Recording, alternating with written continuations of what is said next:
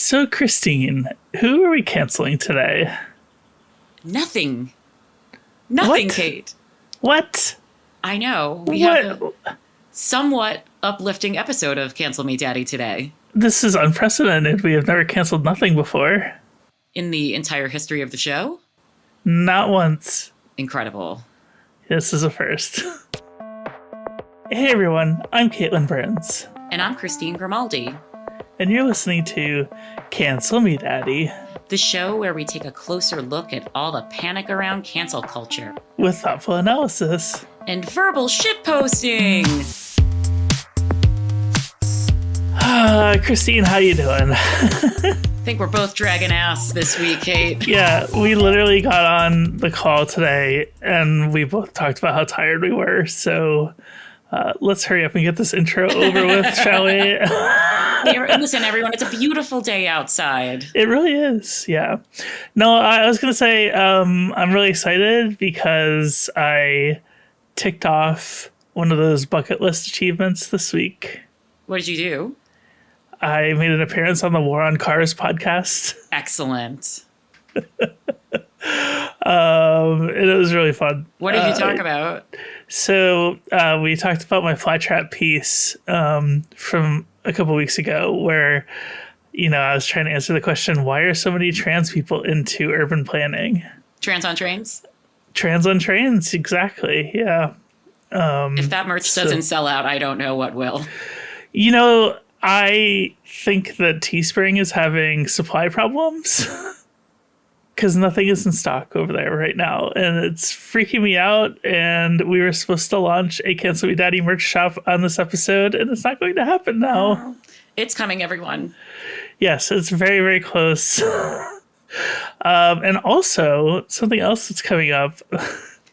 We're having a conclave, baby. With JD Vance murdering the Pope, we are finally doing our Catholic episode, but it's not this week. It's the next one. Yes. So not next week, but the week after. The very next episode after this one will finally be the episode where Christine and I exercise all of our Catholic guilt onto you all. Oh my God, it's going to be so amazing. There's going to be parallels and differences, but I think more in common than we think, with the scent, the scent of incense through everything.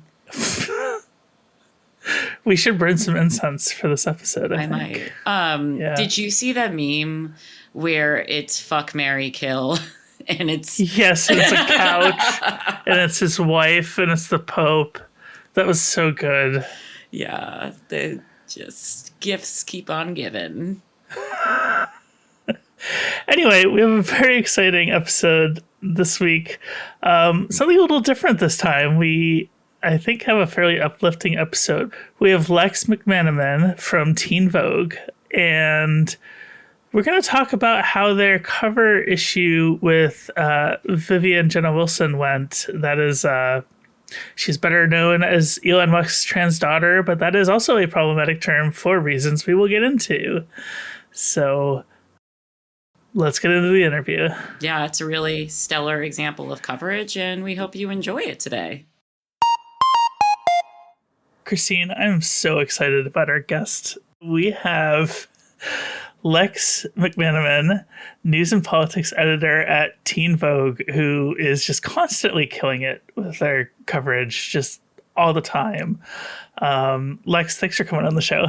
Thanks for having me. I am so excited about this because you all did a cover story with Vivian Wilson, who most people probably know better as Elon Musk's trans daughter. And I don't like that term, and we're going to get into that about why I don't like that term.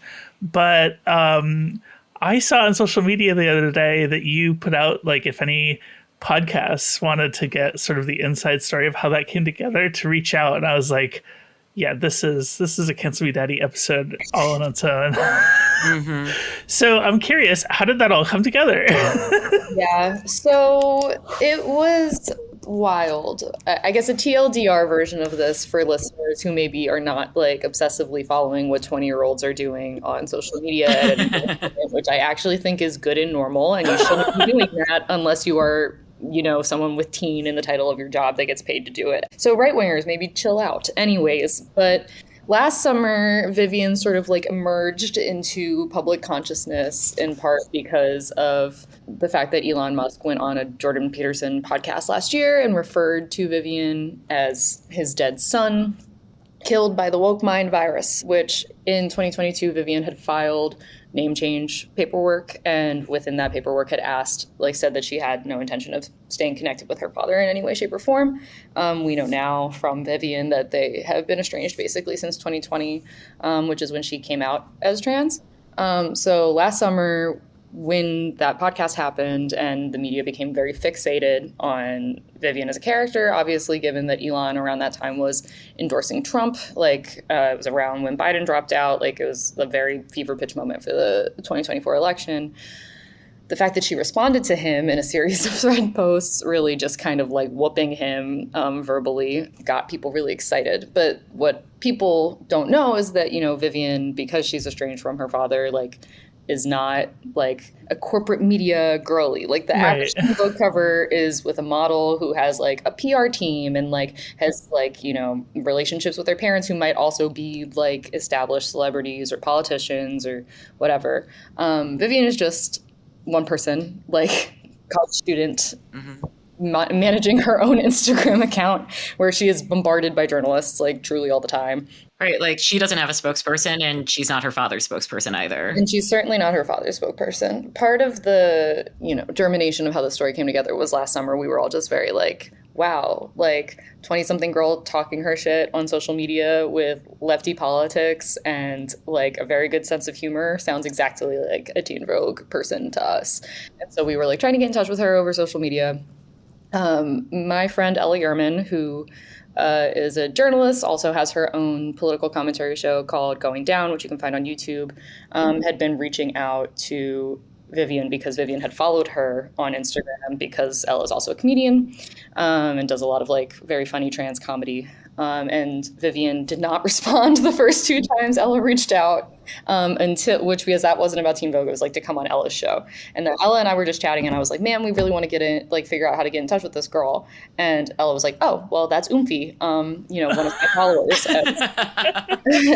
for those at home who don't have brain worms. And I was like, well, if you DM her and offer her Teen Vogue and she says yes, obviously you should be the writer and I think it would be really great. And so Ella reached out, offered Teen Vogue.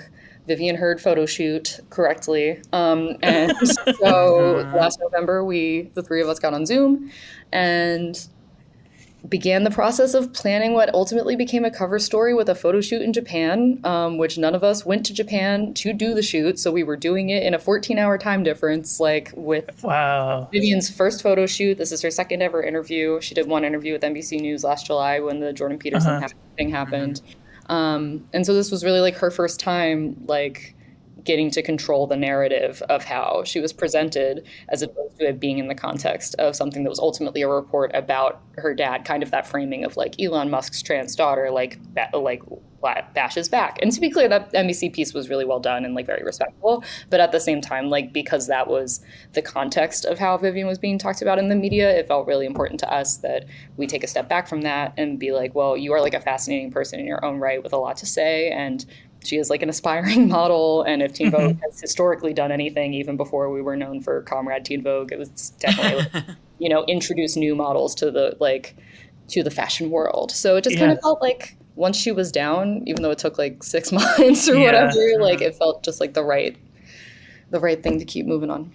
Yeah. And full disclosure, she follows me on Bluesky and I've DM'd her to try to get her to come on this show. And if Vivian happens to listen to the show, please come on our show. We're fun. We're cool. We're totally I'll send it to her. Truly knock on wood. If you think it's bad getting her to respond on Bluesky, please bear in mind that I was trying to get her on Zoom at 9 p.m. her time, 6 a.m. my time, and between her college classes and stuff like that. So it was very and she'd be okay, and then you go to find her on the Zoom and it's half the time she's 5 minutes late. And much love to Vivian, truly much love to Vivian, but she definitely is a 20-year-old. I take note. 20 again. No. I take no offense at being ignored because, all kinds of famous people ignore my requests to come on the show.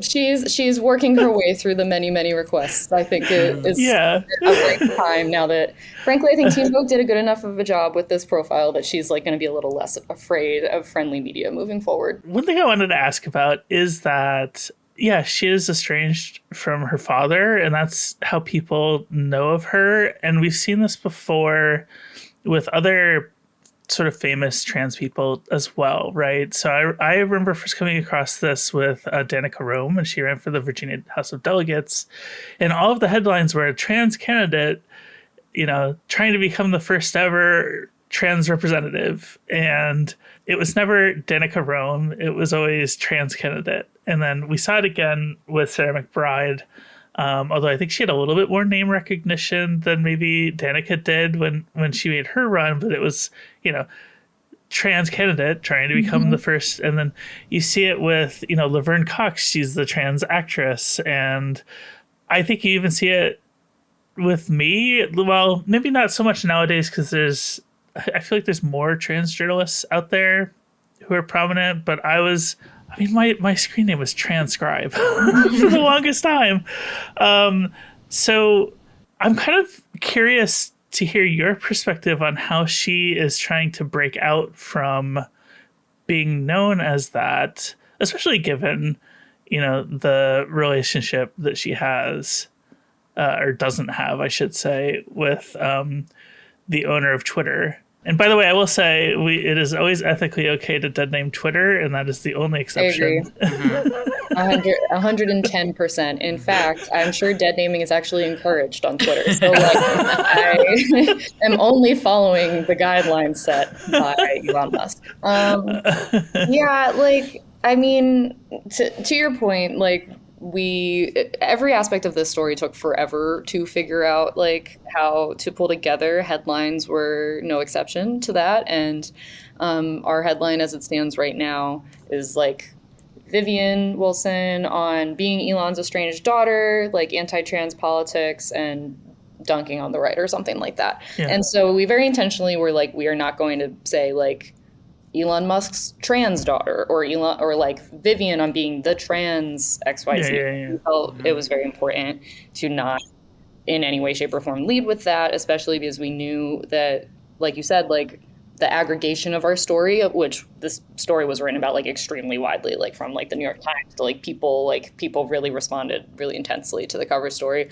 There was a lot of Elon's trans daughter, Vivian, but I do feel ultimately because we wanted to decenter that from how the story was written. And I think that happens kind of naturally because the main editor on the piece is trans, the writer trans, Vivian, we are all people who are thinking about these things and readers of your work who have been thinking about them for a long time, and so it was something that we really wanted to stress. It's something that we also did in our October cover star was Alex Kansani, who is also a model and the TikTok star. And we did a similar setup for that headline because she's another one who is often kind of talked about as trans model Alex Kansani. And so at least with Teen Vogue, we internally are able to create and enforce our own standards that are not drastically different from the rest of the media, but are at the very least intentional and thinking about how young women are able to present themselves, especially because, I think people queer and trans people interpersonally have a lot of discussions about the women and trans folks type of categorization and what that implies, intentions to be quote unquote inclusive, often being gross unintentionally. And so I think where media steps into having some responsibility with that is being able to pull back on the lever slightly rather than encouraging or reinstating the same type of language or categorizations around that stuff. And in a moment where we're doing so much reporting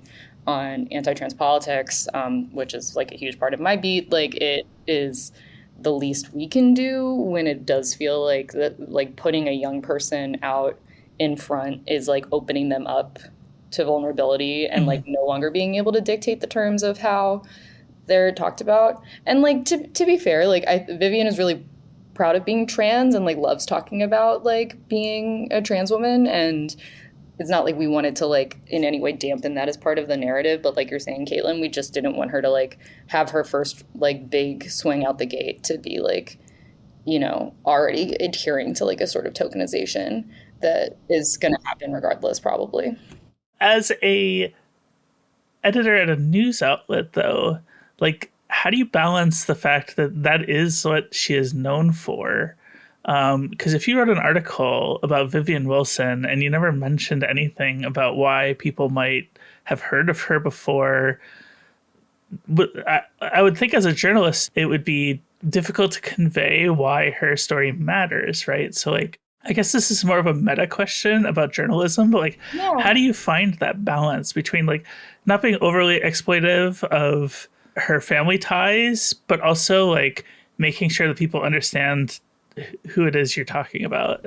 Totally. For like folks listening who maybe haven't read the piece, the structure is like 40%, maybe like 35%, like written through intro of like context setting and like introducing you to Vivian while placing her not only in the context of like being Elon Musk's daughter in this time where he is playing a really outsized role in US government, in a way that like people had not previously seen him do before, like, you know, January, and simultaneously like being a part of a government that is like openly very anti-trans, and then like third level being that like Vivian herself is just going through a personal experience, like is going through the personal experience of transition, like because we all know that that's like it doesn't end, like it's like a permanent like coming into yourself that is like ongoing. And so like we use the intro to like introduce you to Vivian as like the sort of like spitfire, like normal girl that she is. But within the second paragraph, we're like trying to make clear that like the big plot points of her life include transness. And like that is true of all like young trans people, is like, it's rather than like being like Vivian, who is trans, we want it to be like, you know, Vivian, she's just like every other 20-year-old. She's on Discord, she's watching Drag Race. And then unlike every other 20-year-old, her dad is Elon Musk, who when she came out to him, ... So rather than like making it like the point, we want to make it like a narrative like you would read about any young person, and like just explain like how those plot points, which are like, you know, significant and like, you know, consequential, are often just as normal as you would do like a story on like young people dropping out of school, or like young people learning how to drive, or like it's a narrative point. It's not like it's not a constitutive point of like who she is. And I think when cis people in particular are writing about trans people, like it often can like especially for cis audiences, it feels like you have to like make these like building blocks like so simplified and like in a way that is like makes the story worse. So like it was a needle to thread for sure, but like I was ultimately happy with. And then the rest of it is Q&A, in which it's like very clearly like two trans women like making inner community jokes with each other. And like, so like we kind of use that first 35% to like make it possible for them to like do what they're going to do with that conversation, which is why I think it was so like funny and like engaging, and people reacted to it really well. Yeah. And I guess taking a step back, it would be like, I mean, nobody's ever written a profile about me, but if they did and they were like trying to get at why I write about athletes so much, like you wouldn't be able to mention that without mentioning that my dad was like a former gym teacher and coached multiple high school sports. So that makes total sense to me. How do you demystify it for your subjects? Like for Vivian, who I think people have this assumption that she may be media savvy, right? That this is only her second ever interview and really the first one on her own terms. And I think of it because we've seen harmful reporting about trans kids in the New York Times and other outlets, where I don't many other outlets where I don't think, you know, like as journalists, we have this responsibility to kind of explain, you know, what kind of story we're writing, how we're going to ask questions. And then there's like this extra responsibility if your subject is a minor and if your subject is trans, especially in this kind of anti-trans environment. So just like walk me through some of those considerations. No, totally. I mean, well, for starters, I was nominated for a GLAAD Award for my 2022 op-ed on why the New York Times shouldn't write about trans people. Oh, well, we'll link to that in the show notes. Listeners ever want to read a long form piece on that? But in other news, wait a second, did we compete for that GLAAD award? Because I think I got nominated. So if you won, you deserved it, and that I didn't know. I famously have never won a GLAAD award, actually. Okay, well, not that I'm bitter about it. No. But all this to say, many more trans people that yet can win GLAAD awards. Heart of hands to the GLAAD team. Yeah, so like interviewing like something like a Vivian piece is not like as much of the norm of my like personal writing. So like again, Ella was the writer on this piece. I just like was very closely content editing, etc. But a lot of that was informed. I gave her a lot of like direction and around how to do the interview based on like my past, like my history and current work of interviewing trans young people and interviewing young people in general, because they really like, people love to be like, oh, young people can't read, but like truly like they deeply lack media literacy, like because of the fact that like the media does not make like its functions transparent to them, which is part of why they have such deep distrust of media as like an institution. And so a lot of what I do when I'm interviewing young people, which is for like, 99% of the stories I write, is just explaining to them like, have you ever talked to a journalist before? Do you know what like we're doing right now? Do you know where your quotes are going to go? Do you know what fact checking is? Like I like very like nitty gritty will walk them through my own publishing timeline and like push them to ask me questions about it so that I can try and get them to start thinking about like, oh, this is like words that are mine that are going to be associated with my name that are going to go out in the world. Obviously, like in a different case, this like sometimes includes anonymity or pseudonyms and et cetera. But like for someone like Vivian, it did require like a lot of like getting on Zoom, not for the interview, but just to be like, okay, are you understanding that like this is what this is going to look like? Because frankly, they don't know. And like that's not a knock against them. Like I don't think my parents understand how reporters. Why would they know? Yeah, exactly. Like I mean, there's it's like intentionally opaque, and so like there's communication professionals who don't understand how off the record works. Exactly, that's what I mean. So I like had to explain what I constantly am like, everything you say to me is on the record, as in can be in the article, unless you specifically like unless we talk about it like than that. And so I have to like encourage them to be thinking about like don't tell me everythteen if there's do you know what I mean? Don't just say off the record and then say it without waiting to hear me agree to it. Okay, right? And like with under 18, like with minors, to your point, Christine, like there's like a much higher level of like vulnerability, especially in these states where like actively like legislation is being passed, or like for trans youth in particular, like within like how they can be treated in schools, how they can like go to the doctor, like what they can talk to their parents about, and like maybe they'll tell like the reporter something different than they would tell their parents, and so like where's the ethical line around that? And so like it just felt like with Vivian we used like an intensified version of our existing practices around talking to young people that is mostly just like trying to be empathetic to them and like not confusing, not obfuscating, like not assuming that they know anything, just making sure to them like that they understand like what like where their work is, like where their words are going to end up and like how. Yeah, and that feels super important now because as the anti-trans environment like just intensifies, there's going to be more, much as we don't want this to happen, like, but there's going to be more articles, right? And like the kids need to have the media literacy to make the decisions to keep themselves safe. Yeah. This reminds me of an article that I wrote, years ago, almost a decade ago, I think. And it was for Splinter, who, rest in peace. What I did is I spoke with a bunch of people who covered the LGB movement through the 80s and 90s, a bunch of reporters. And I also talked with trans adults who came out and had media exposure as a kid, and then parents of trans kids also. And basically the premise of the story was, how concerned do we need to be about trans kids' privacy in case everything goes to crap with trans rights, which turns out, funny story. Sounds like you should be winning a GLAAD award, Kate. It's okay. I'm Many over people it. are saying this. Yeah, and it was interesting because I would talk to some of these reporters who covered, like gay men's issues in the 90s, and they'd be like, yeah, like every once in a while we would get a request in the mail where they're like, can you remove our name from the archive on this because I'm applying for a job and they don't know that I'm gay. Yeah. And I'm like, I can see a time in the future when there are trans, former trans kids whose parents just outed them in the press to do a story. Yeah. And now the cat's out of the bag. Like, you can't put the toothpaste back in the tube. Yeah. So not so much with the Vivian story, because she, was known before you ran the story, but how often do you run into situations where you are making those considerations of privacy?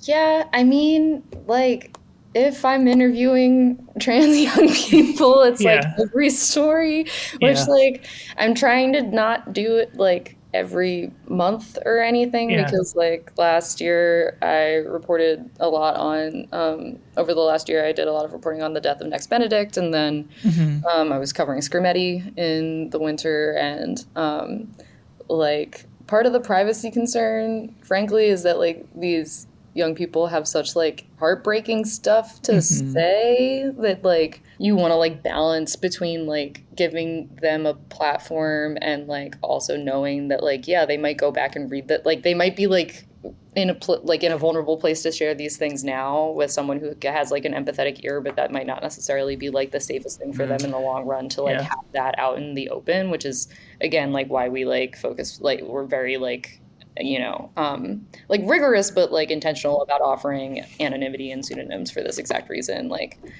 I mean, that, which is why like with the Scrimeti reporting, the like main plaintiff in that case, LW, like obviously like she was like pseudonymous exclusively for all of the stories that ran like from WAPO to from the Washington Post to us like at Teen Vogue. And so like we're thinking about it all the time. I will say like it's very infrequent that someone will like follow up with me and say like, oh, I wish this hadn't been included. But part of that is because I often like go over at a top level with my sources. I didn't say this before, but at a top level with my sources, it's not like abnormal for me at all to like be like, okay, let's get back on the phone. I want to like walk you through the beats of this. Like I'm not sharing the draft in advance or anything like that, but I will try and be like, just so you know, like this is what you said. Like, because honestly, like a lot of these conversations are so emotional. Like for people that aren't journalists, like they often like forget what they said. Like they'll be saying something in the heat of the moment and like not realize that that's how they framed it. They'll just kind of be reflecting on like, oh, that felt like X to do that conversation. And so again, it's just like it's like looking out for them more on their behalf because they don't even know how to look out for themselves in this situation. And like these are not, which is not a knock on them or them being like immature or anything. It's just like no one who doesn't literally work as a journalist like understands how the sausage gets made. And so it's like, how much can I impress upon them like in advance rather than, which we were talking about this before we got on the call, but like we tend to take our time a little bit more than a lot of the news media within Teen Vogue's politics section, like for this exact reason.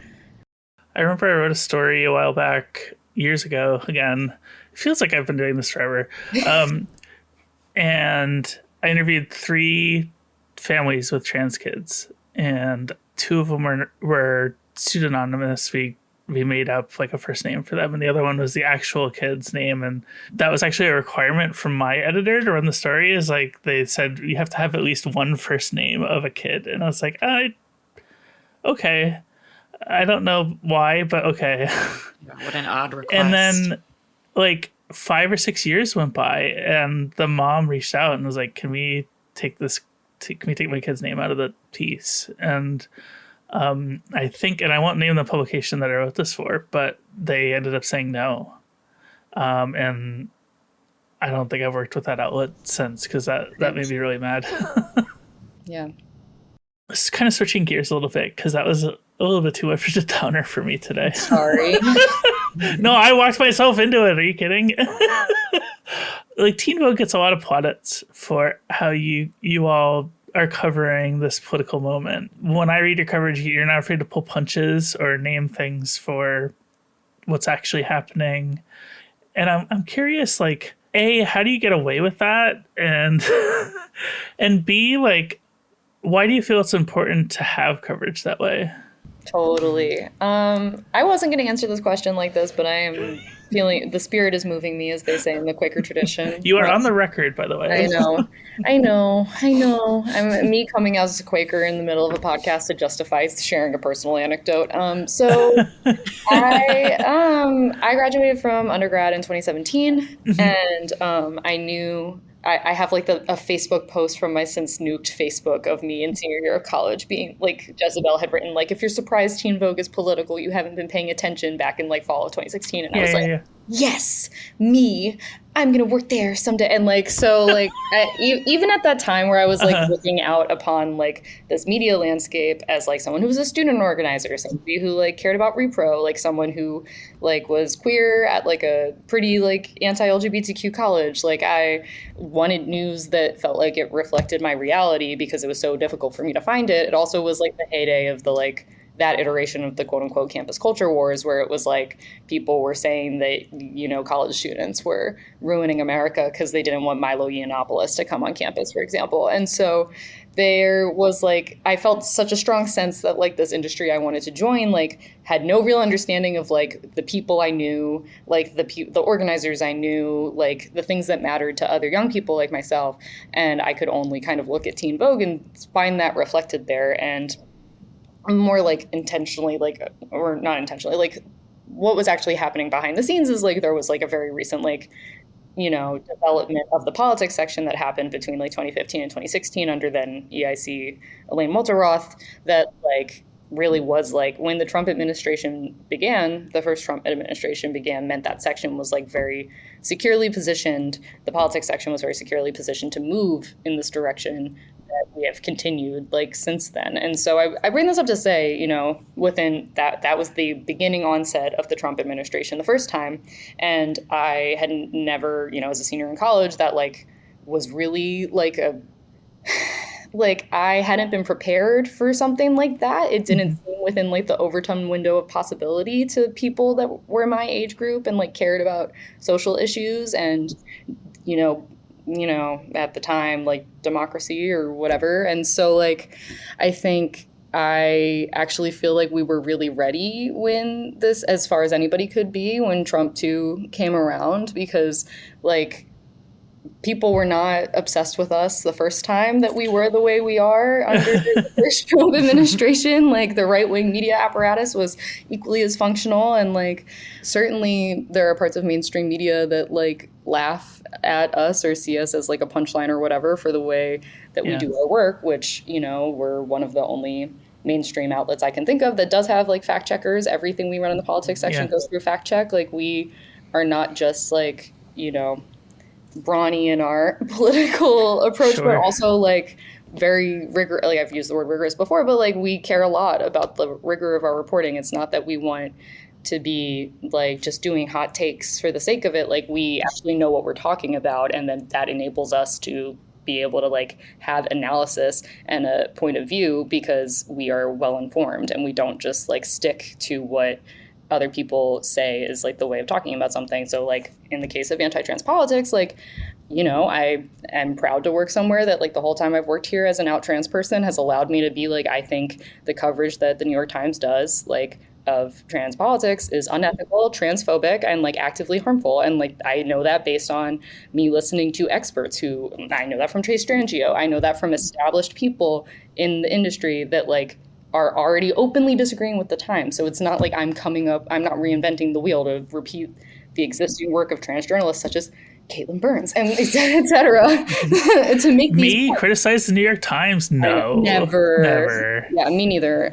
So I guess like when obviously it's been like very difficult to like deal with the quote unquote flooding the zone that has obviously been like a very intentional aspect of why the media has really struggled to cover the second Trump administration. But I think it is just proof positive that like knowing who you are, what you care about, and like how you want to approach stuff actually does equip you for like crisis moments, because we're not like scrambling to be like, well, how do we cover anti-immigrant sentiment? We're covering it the same way we did last time. We're saying that it's oppressive. We're saying it's, you know, antagonistic and inappropriate. Like we're keeping an eye on it and like doing our best to keep up with it to the extent that we're able to make clear to young people, like, here's what you should worry about on campus. Here's like what professors are doing to talk about it. Like, you know, with all of these issues, we're just doing our best to try and figure out how to provide information to young people who already have such distrust of media institutions to learn how to protect themselves and also learn about who might be doing something to tackle it, while also like being able to do stuff like the Vivian cover where we talk about Drag Race and we like talk about actual fun stuff, because we don't want to be like part of the everything is doom and gloom and we all have to give up, because that's actually how everybody felt last Trump administration too. And like young people survived it and became adults and like had to learn how to navigate this world regardless. I will say, as somebody who's gone through several Teen Vogue fact checks, they are no joke. It is not a joke. It's very it is seriously not a joke. No, it's really not. It is more rigorous than almost any other fact check. I will say the one fact check that probably beats Teen Vogue was I wrote for Jezebel about this trans surgeon who had a lot of complaints, and she threatened to sue us. And that fact check was more rigorous than a Teen Vogue fact check for obvious reasons, because we didn't want to get sued. Yes. But other than that, like the Teen Vogue fact check is a pain in the ass, man. No, and the thing is, we hear that. That's the best guy. Yeah, exactly. We hear that a lot. And just for people who may be listening who aren't journalists, it's a compliment. And so I'm it is a compliment. I'm just taking it as such, just to be clear with everyone. Yeah, it's the like real moral clarity and consistency for me, you know, like whether you're talking about abortion or Gaza, you are approaching all of these issues just like Kate said earlier, pulling no punches and saying like, this is right and this is wrong. Yeah, and it's not like that's the most...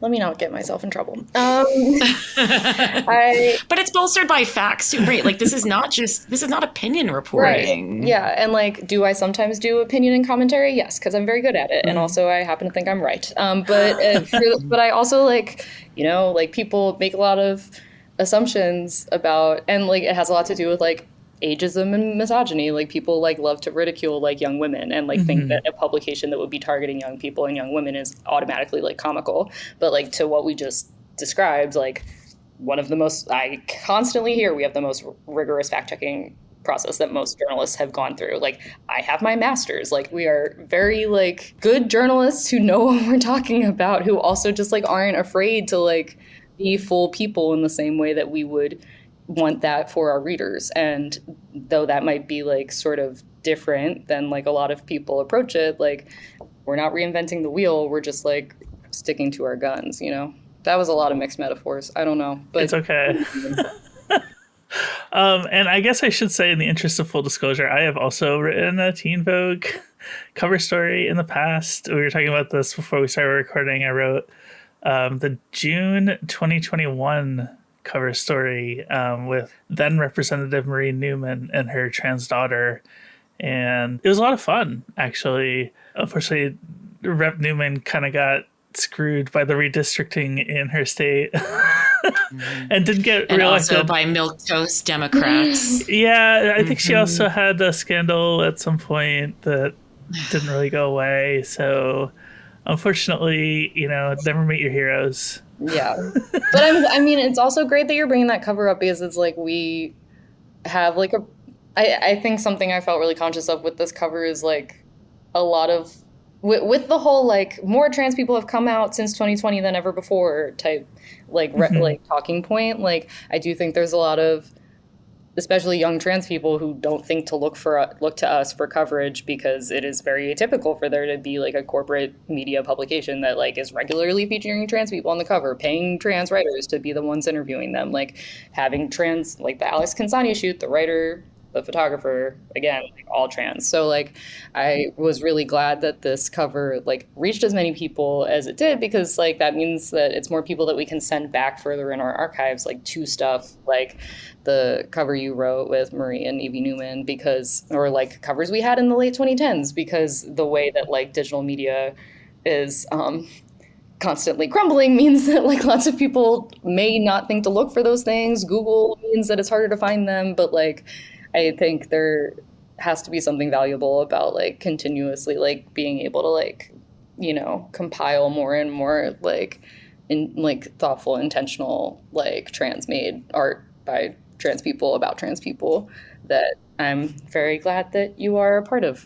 Kate and I have talked about this a lot on the podcast about, you know, like abortion and trans rights just being like inextricable from each other. And I know that when I was at Rewire and we did our ships crossing in the night kind of job switcheroo, I know that experience in covering the Trump administration the first time, day in, day out, was what really changed my approach to abortion reporting, because I started covering trans issues as a cis person then.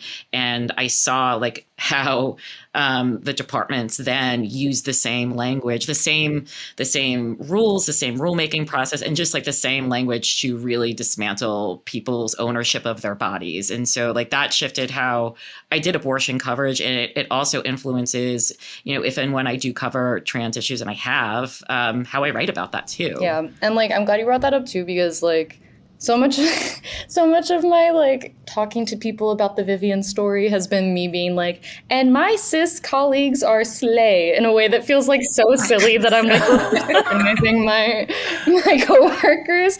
But like, just like major shout out to my colleague Brittany McNamara, who is our longtime identity editor and features director. Who, like, she is fabulous. And like, to your point, Christine, like she has like been covering like abortion rights and trans rights as something interconnected for like she edited me at Teen Vogue when I was a college student freelancer in 2017. Do you know what I mean? And even at that time, she was like making those connections, because when you listen to the experts, that's what they tell you. And so it's not like you're having some sort of like deep-seated political motivation to like want to listen to people that know what they're talking about, as well as like my colleague Allegra Kirkland is the politics director. Like that's very similarly, like for us, those connections have always felt really obvious. And so it is like truly like a real like privilege to be on a team where everybody is on the same page about that. And obviously like Rewire is a great example of another publication that does a really good job. Prism, you know, like there are outlets that care about this stuff, but it's like great to be part of the cadre or whatever. Shout out to Allegra also, by the way. This is just my love letter to Teen Vogue. Let's just be real. We do love it. So nice. I mean, like at this point, like in the like second Trump administration, like if you are trans exclusionary, like you have lost the plot, because they're coming for your body. They are coming for your body. Yeah, J.K. Rowling, what the fuck? Yeah, I mean, some people simply cannot save themselves for you know, their commitment to not wanting to save other people. So you got to just kind of like, I guess so, but at least we listened when, you know, people were trying to tell us. Yeah. A little more inside baseball here. Another question for you.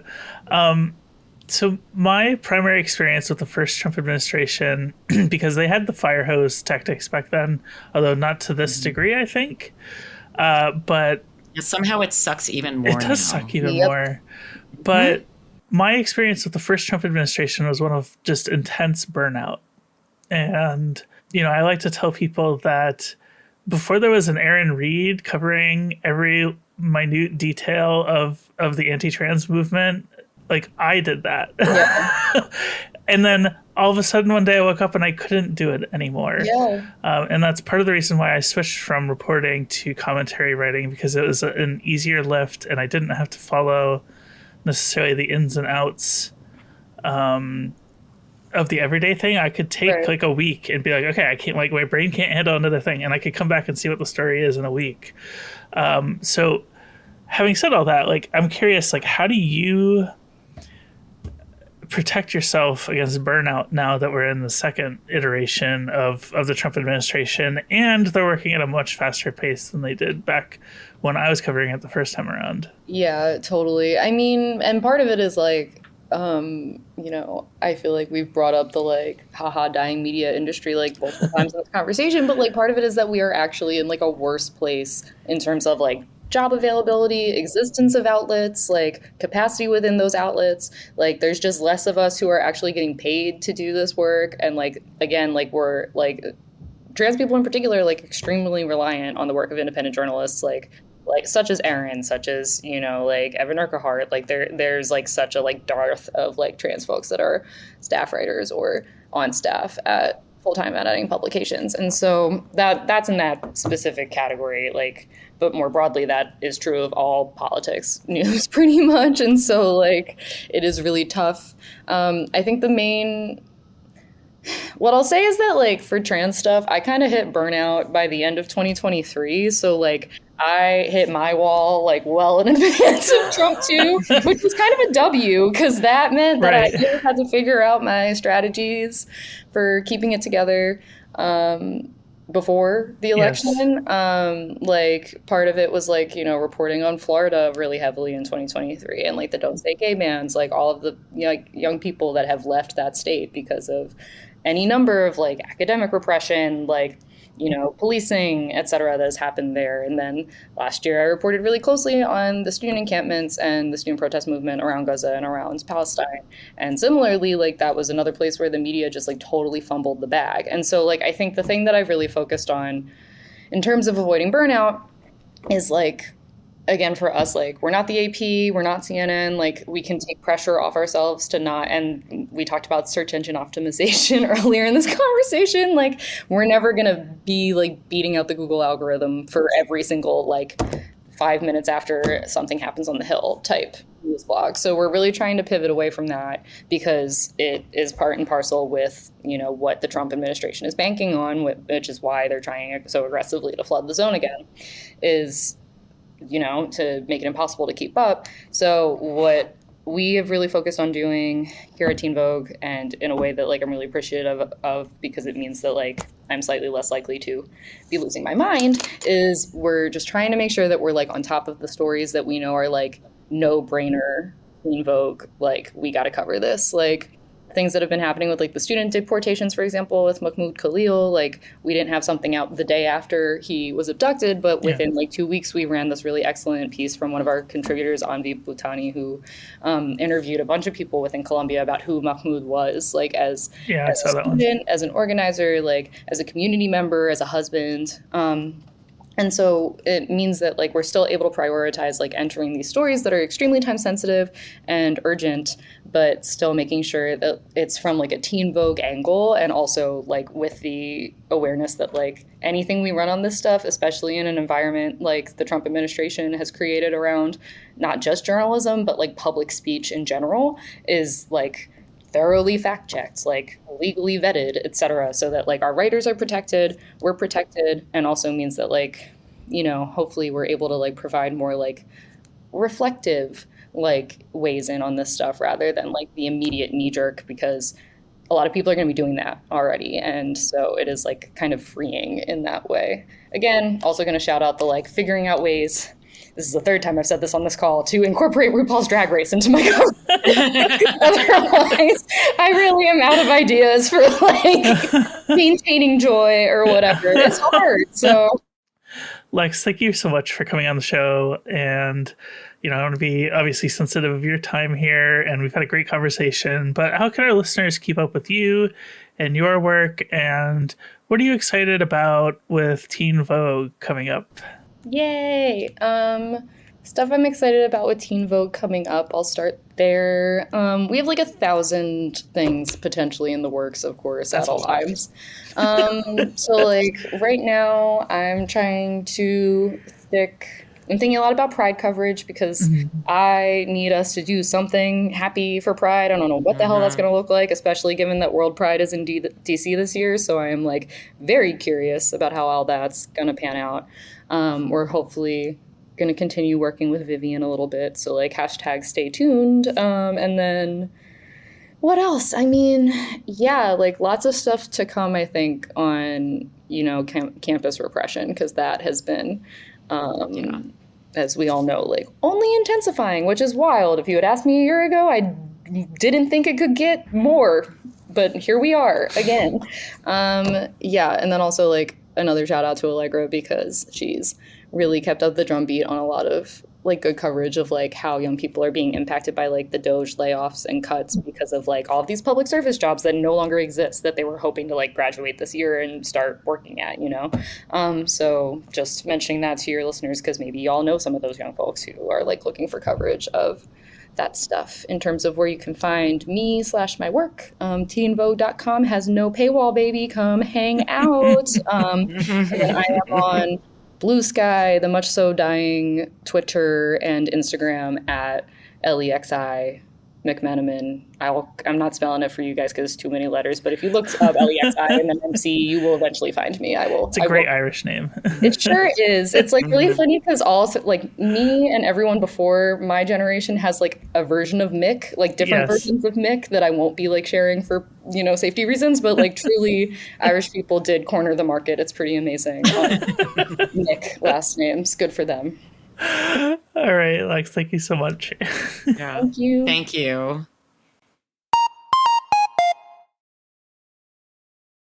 Christine, it's been a long time coming. It's been a while since we've done this. Yes. Are you ready for out of context cancellations? I am ready. First of all, we're canceling Snow in April. Absolutely. I don't know where you live, and I can't ask because that would provide context. However, that sounds terrible. I think, up here in New England, we had snow 2 weekends ago. Oh, that's right. You told me that. Yeah, it's terrible. I woke up at 6 a.m. and I snapped a picture and I texted it to all my local friends and I'm like, what the fuck is this? I was like, snow. Wait, that New England accent didn't work. I was like, snow. Snow. You sounded like Rocky Balboa. Oh, yeah. It's always going to come out like a Philly, New York, New Jersey. Philly, New Jersey, Italian. Yeah. Well, then our next out of context cancellation is... we are canceling painful stress-induced rashes from continuing to be a federal employee. 100%. And we are so sorry you're going through it. I happen to know who submitted this one. And I'm so sorry, friend. Next, we're canceling meaningless executive speak. I don't know why. I know why I'm cackling. I do too. Oh, wait. No, I don't. Oh, you're not cackling for that reason. Okay, never mind. We're going to have to talk about that later. No, I once had a boss that used to say, and she made a lot of money. And she used to say in meetings that like point X ducktailed with point Y, like a ducktail, not like a no, it's dovetail. Yeah, and then she would say something was a mute point, as in silent. Oh no! But like not ironically. So that's what I was thinking of. Have you ever seen the movie In Good Company? Oh God, ages ago. That is my favorite executive speak movie. Oh, so you mean like corporate speak, like when they're supposed to be like uplifting you and shit like that? When they're like, synergy. We're going to synergize. Ooh. No. We're going to enhance and amplify our competitive advantages to leverage a higher stake in the market. You're too good at this. Shut up, bro. You're saying we got to make more money, man. Why don't you just say that? Yeah. Send it our way. This next one is a good one. I think we're going to cancel being afraid. Yeah. No, I'm here for it. It's easier said than done. Yeah, and I mean, sometimes, not to get all like mom speak here, but sometimes it's when we do the thing that we're afraid of that, I don't know, I trailed off. Something about like that's like bravery or some shit like that. But fear is also not a motivator that I like see my Catholic childhood. Yeah. This next one goes along with our first one. We're canceling New England spring. And spring is in quotation marks. Yes. The next one is canceling craft beer cases that are 4 kinds of nearly identical IPAs. I trust your judgment. Yeah, I mean, you have to have more variety than that, right? Yeah. And last, but certainly not least, cancel RFK Jr., Elon Musk, and everyone else at Doge. Cosign. Also the tariffs. I would like my investment account balance back, please. We're either getting, well, we are in a trade war, but also like maybe a for real war with Canada. I just like, I don't know what to do. I'm on the Canadian side. Totally on the Canadian side. I mentioned this at the top of the show, but merch is coming. Give us a little bit more time to settle some details. Also, if you're interested in becoming a sponsor of the show, we ask you to contact sponsors at multitude.productions. Cancel Me Daddy is a Flytrap Media production, and today's show was made by me, Caitlin Burns, my incredible co-host Christine Grimaldi, and our amazing editor, Maria Paleologos. Dee Peterschmidt made our theme song, and Romy Tarico designed our graphics. Ads by Multitude Productions. Our show is made possible by the incredible cancelers supporting our work on Patreon, especially the members of our Canceler Hall of Fame with the great power to cancel all of their enemies. Meg. We appreciate your support. Happy canceling!